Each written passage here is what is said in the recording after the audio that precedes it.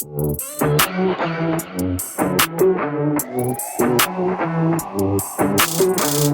you have been so faithful. Jesus, you have been so true. I will be forever thankful, 'cause I never had a friend like you. Help me to be who you've been to me. To everyone.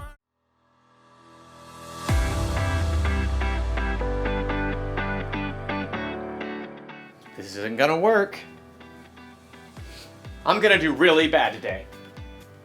I'm gonna forget what I have to say. I might as well just give up. Hi, I'm Graham, and I'm going to fail. Sorry, but I'm just trying to be honest. I'm trying to have integrity. Integrity is choosing to be truthful in whatever you say and do. And the truth is, the speech I have to give later today is going to go badly. I am supposed to talk to a bunch of strangers about different kinds of masks, but every time I give a speech, I get so nervous that everything I want to say comes out wrong. I don't know if this happens to you, but I keep hearing these voices in my head. You're not very good at talking to people. When you tell jokes, they stink. Other people are way better at this than you. The more I listen to these voices, the more I believe them. So it's probably better if I don't even do the speech today. Can't mess up if I don't try, right? That way you won't be embarrassed. Good point, Teddy Bear Voice. So in today's story, we're learning about how to control what you think. Like that would be helpful. Wait, would that be helpful? No. I mean, nay. Aw, thanks for being honest, Weird Horse Voice. I knew I could count on you. The Bible. It's 66 books of history, stories, letters, and poetry that fit together to form God's one big story. The epic adventure of how He created us and loves us so much that He made a way to rescue us. As we travel through the Bible, from Genesis to Revelation, we discover people who met God and found their lives changed forever. Now, for an amazing story. Inspired by the book of Philippians, chapter 4, verse 8. Horatio liked to keep track of things in his head. 5 kinds of cereal in the cabinet. 17 braids on his sister Nala's head. 2 voicemail messages left on his parents' landline phone. Seriously, Mom? You are so stuck in the 1990s. Horatio was especially good at keeping track of things that went wrong. Number 1, we're out of chocolate frosted sugar bomb cereal. Horatio's mother did not always appreciate his lists. I did not buy that. Your dad bought that. Number 2, it is freezing in here. Put on a sweater. Number 3, Miss Watson is making us do a group project and they are the worst because everyone else drags me down. Horatio, can you please focus on something positive for once?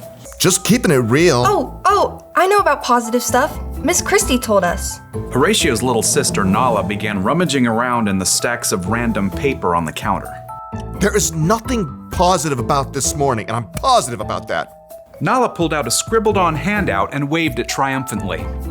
Philippians 4:8. Do not read me a coloring sheet.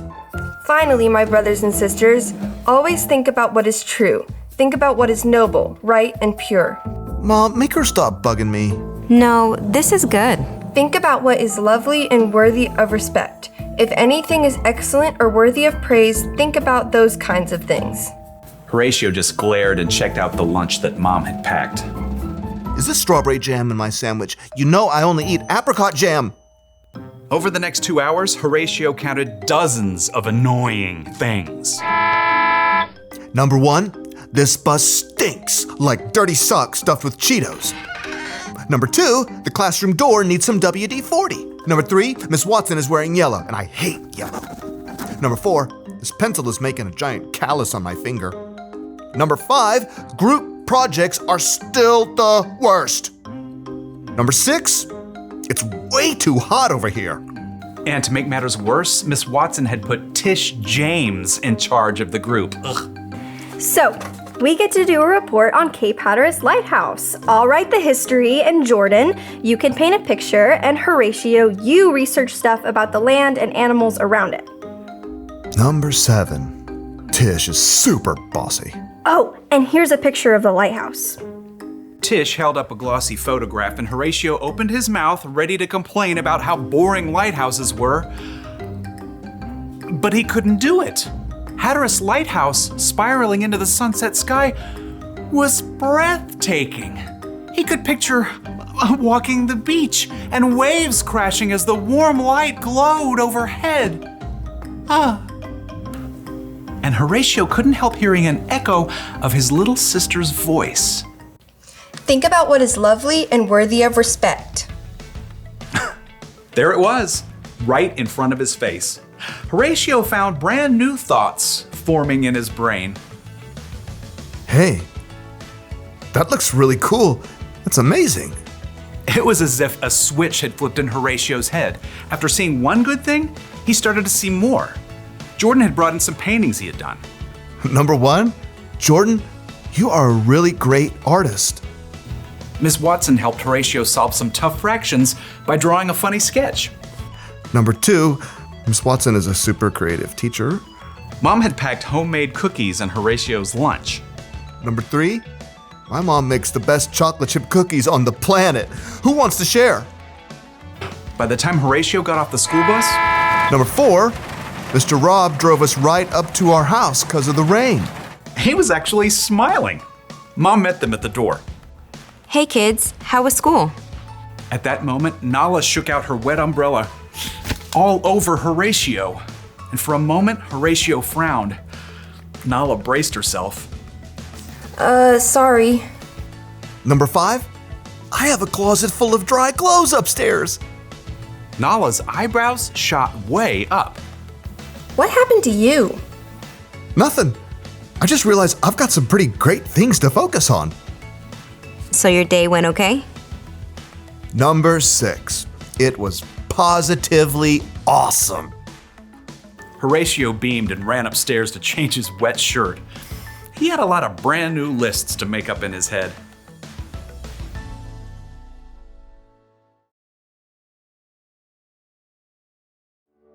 The Apostle Paul wrote, "Finally, my brothers and sisters, always think about what is true.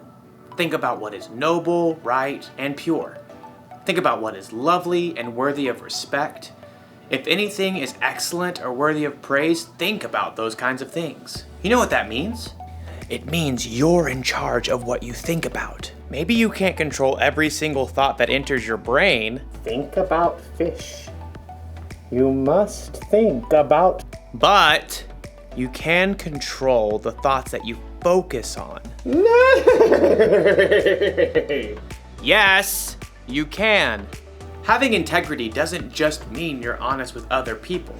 It means you're honest with yourself too. And to do that, you need to try and focus on things that you know are true. Things like, God made you. God forgives you.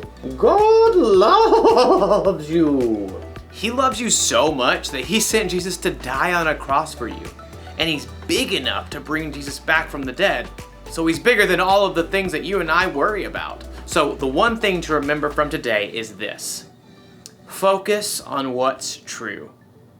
And if you ever feel like you can't control your thoughts, or if the voices inside seem too loud, talk to someone you trust about it. Find someone who will help you stay focused on the truth of God's amazing love for you. You know what? I'm gonna choose not to believe the voices that are telling me that I'm not any good. God made me. I am good. And then I'm going to try to give the best speech that I can. Bet you didn't see that coming, did you? I mean, nope. Yeah, I thought not. I'll see you around, everybody. I'll be thinking about you. Bye.